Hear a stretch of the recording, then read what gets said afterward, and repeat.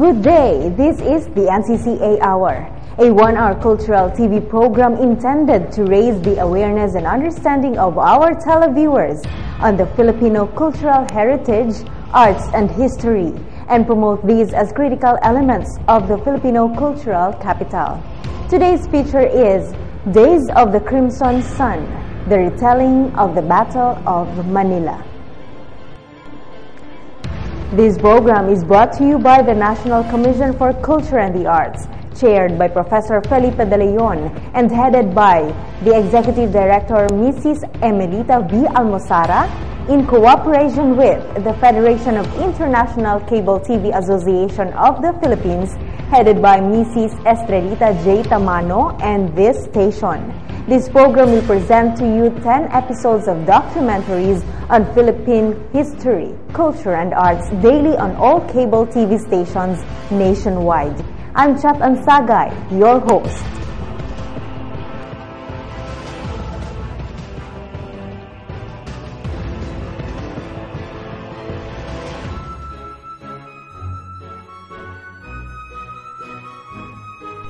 Being the country's capital, Manila has been the center of business and commerce, culture and arts, education, population, and the like. It went through several battles from the invading forces, and the ensuing sufferings and destructions of lives and structures were the subjects of many stories told and retold, generations after generations, in order to understand what we had been going through during those troubled times, the heroism of our people. On the third day of February 1945, the sun set in Manila, ominously redder than ever, like an unusually large crimson ball. In the diaries that recorded the event, it was written, "Red. The sun was red." The sky dazzled our eyes with the color of a master's brush. A mass of red, the end of splendid day. 3 years had passed since General Douglas MacArthur's promise to return. By January the 9th, 1945, the general and his troops had landed full scale in Lingayen, making their way to Manila, just 110 miles away. The war with Japan had indeed brought indescribable destruction and oppression, and with it the Filipinos' hatred towards the enemy. But even long before the battles were fought, already suspicions of Japan gripped Filipinos early in the century, although a few favored the conquest by the Japanese. It was also suspected that Japanese selling ice cream cones were in fact officers of the Imperial Army. This play, written in 1906 by Severino Reyes, underscores that fear echoed by the majority when rumors of the Philippines' sale to Japan wildly circulated. Dito. Ay, siguro dito, eh? Ano mo na, hindi pwede yan. Alam ko na kung saan. Alam ko na, wala na ikay dito na sila. Hola! Compadre! Compadre, hola! Hola! Hola, compadre!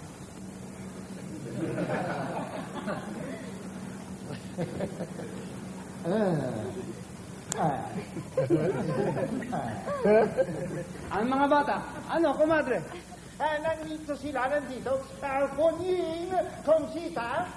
Nandito na si compadre ang Caliciano. Ponying, ang biyanan mo. Huwag kang bastos. Magandang araw po, Don Feliciano. Hola, joven. Ano ba, Ponying? Conchita. Compadre, bakit nakasuot ka na ng suot ng Hapones? Padre. Oo, pagkat ako'y Hapones. Todos Hapones. Oo, Hapones. Legítimo, e verdadero, di Yokohama. Chico, kilala ang biyanan mo sa konfis na kaibigan. Conchita, huwag kang maingay, por Diyos. Mas mabuti ang masira ang ulo niya. Pagdakay, magpamana ka. Na ito. Pakinggan ninyong babasahin ko. Ito ay telegrama buhat sa San Francisco. Buhat sa San Francisco? Si. Sa konvento ba galing sa loob ng Maynila? Huwag ka nang magsalita, Sansa. Con insistencia circula el rumor que el Japón está haciendo negociaciones para comprar las Islas Pilipinas. Siguro. Sa makatuwid, mapapasapon tayo. Kaya laging tuwa ko. Hindi ako makakapaniwala sa balita na yan ay isang malaking kabulaanan. Ka na. Ipagbibili po tayo ng parang lilitsunin? No puede ser. Yo protesto con todo de energía mi alma. Ari rin ba tatang may pagbili isang bayan tulad ng isang kalakal? Kaya nga hindi ako makapaniwala sa balitang yan, anak ko. Kaawa-awang bayan ni Rizal. Ang pinagugugulan ng kanyang buhay, ipagpapalit sa APA. The staging of the play came just 7 years after the Philippines was sold by Spain to the United States for only $20 million. To be sold again, and this time to a nation known for martyring and persecuting Christians in earlier centuries, was not the most pleasing of prospects to the only Christian nation in Asia, the Philippines. 333 years of Christianization and 4 decades of Americanization had already shaped Filipino attitudes. To them, other Oriental cultures and ideas became exotic. At the turn of the century, Japan to the Filipino represented a culture too alien for comfort. To be conquered by them was a source of foreboding. And with Japan's active military campaign in Northeast Asia, there were stories of Nanking and Manchuria. The images were reason enough to fear Japan. By February 3, 1945, the foreboding turned prophetic. When the sun set, crimson as ever on the eve of liberation, some citizens of Manila read it as a premonition of the destruction that would come upon their city and themselves. With the fires of destruction raging and the streets red from bloodshed, the sun would reflect the agony of a city, and for 29 days would set as days of the crimson sun.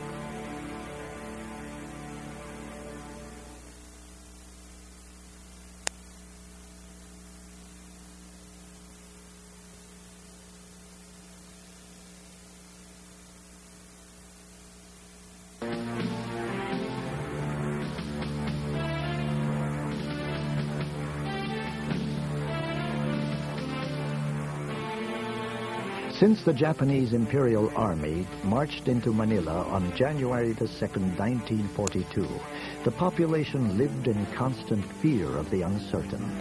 The Japanese soldiers, it was observed, were given to capricious and oftentimes arrogant behavior. The slightest infraction could result in punishment and even death. The anticipated horror was at hand. As I passed the Rizal Stadium, almost corner of La Garisa, I was stopped by some Japanese soldiers with bayonets, and they led me with other people that were walking, others in bicycle, and they led us to a place where 3 Filipinos were being tortured. I was burned, my face, my arms, my knee, my legs, and then I got shrapnel later on. I didn't get it there yet. Everybody fell. And they started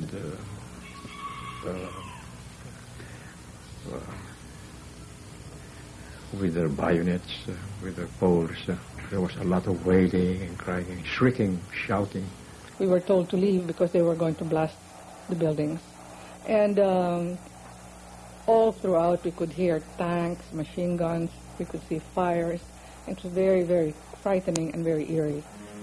This was a different breed of conqueror who stripped the Filipino of his sense of dignity by imposing their own culture through violent and forceful means. A method that did not sit well with a people whose concept of nationhood had been crystallized 50 years before the Japanese troops even landed in the Philippines. Once the Japanese occupied us, then they started mistreating the population. For example, and I think one of the worst things they did, you had to bow before the sentry when you passed him. And if you did not bow, you were slapped. You know, Filipino can take a lot of hardship and a lot of deprivation, but he will not take an insult. And that was an insult. Indonesia, Thailand, Singapore, even that was under the British, they surrendered quickly. And they could not understand why we had this fanatic love for Americans and why we fought in the guerrillas and why we detested them. They had a way of putting their arms beside us and saying, look, we are the same color. Why do you prefer these white men to us? I think they were pretty disgusted with the fact that we had embraced Western ideas, Spanish cultural influence and American ideas. I think they were quite disgusted with that because they wanted to, they thought European civilization was decadent. It was not fit for Asia. It simply took advantage of the Asians, so they wanted to change all that. In the end, the fact that we hated them was what enraged them and what made the massacre of Manila, what gave the brutality. As American troops closed in on Manila in January 1945, Japanese troop behavior became increasingly arbitrary. General Tomoyuki Yamashita, head of the Japanese armed forces in the Philippines, reportedly had difficulty in controlling his troops. Yamashita was in command of what was called then the 14th Area Army, which was comprised of land troops. But separate from him and not under him were the naval troops and the Air Force, the Army Air Force. These were two other separate commands which were not directly under his authority. The situation at that time was such that the Navy was a completely separate organization which disliked being under the Army. The rivalry was so strong that they even manufactured weapons that could not be used by the other side. They manufactured screws for Army machine guns which could not be used in Navy machine guns. It was that bad. And so therefore it's a strange situation. You have a Japanese military but splintered into three groups. The result in this break in the chain of command gave rise to scandalous troop behavior, which was already noted even in China. The infamous Rape of Nanking in 1937 was an example of this, where acts previously scorned upon by military codes were now left unpunished, ignored, and denied. The time-honored creed of the samurai, known as Bushido, which professed self-denial and total commitment to a cause, even unto death, assumed distortions inclined to suit Japan's new militaristic ideologies. The Japanese army was strange in the sense that it borrowed the techniques, it borrowed the structure from Germany, from Prussia, from France. It borrowed the Western organization, and yet the samurai spirit was still there, the Japanese spirit was still there. And within this was the idea that if you perceive certain things that your seniors do not perceive, then you can act. In fact, they have a whole word for this. They call it gekokujo. It means rebellion or insubordination. When General Yamashita was accorded his new position as head of the Japanese armed forces in the Philippines in October 1944, he found the civilian population completely antagonized by previous Japanese conduct. This resentment was embodied in the 180,000 volunteers who had, over the war years, joined the resistance. Foreign communities residing in the Philippines, like the Chinese, formed their own resistance groups. Even they were not spared the consequences of Japanese invasion. Yun, to oras dating sila, kami organize agad isang malaki-lakirang refugee center dito sa Sanchez Extension. Ang yung refugee center natangkap kami almost 800 pati bata, pati matanda, pati Pilipino, insik, walang pili, basta walang makain.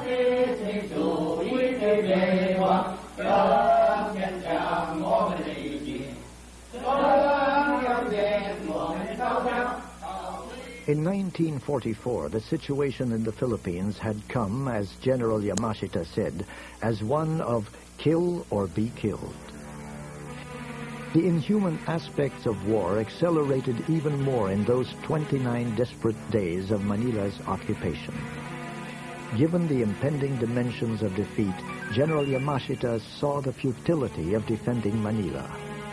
In late January 1945, he started evacuating his troops out of the city, heading north into the mountains, where he established his final headquarters. Unlike MacArthur in 1941, Yamashita did not formally declare Manila an open city. Manila was defended. Japanese naval units still stationed in Manila under the command of Rear Admiral Sanji Iwabuchi of the 31st Naval Special Force decided to fortify Manila and staged a fierce battle to the death. It was partly their own ethos of fighting to the end. The Japanese did not retreat. They fought and died in their place. And, you know, from the point of view of a fighting man, that is admirable, if you do it among fighting men. But when you take civilians and you target them and oppress them and rape them, well, that is something else again. That is the ethos gone completely haywire. They could even have said, well, we will defend certain parts of the city, let the civilians get out. But they did not do that. In fact, they targeted the civilians for killing and raping. So, now, when they did that, of course, a lot of the cultural stock of the country was destroyed. To this day, the seemingly conflicting Japanese troop movements can only be speculated upon.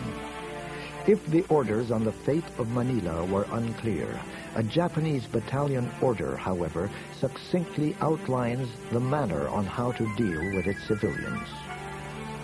When Filipinos are to be killed, they must be gathered in one place and disposed of with the consideration that ammunition and manpower must not be used to excess, because the disposal of dead bodies is a troublesome task.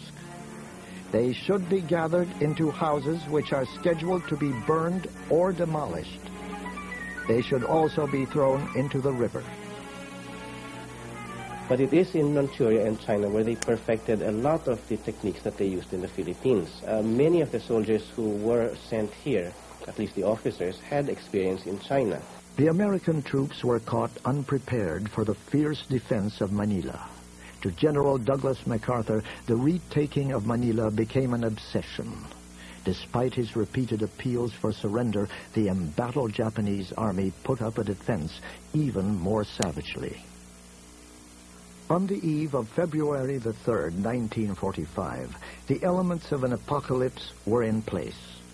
A cornered and defeated army amidst hostile but unarmed civilians.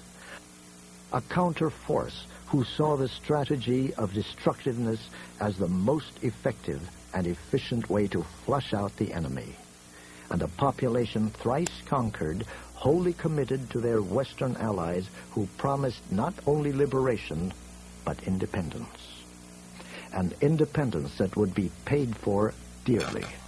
The cost, the annihilation of the city, and widespread killing of its citizenry. For Filipinos, it is the toll exacted by history that makes this period so difficult to remember.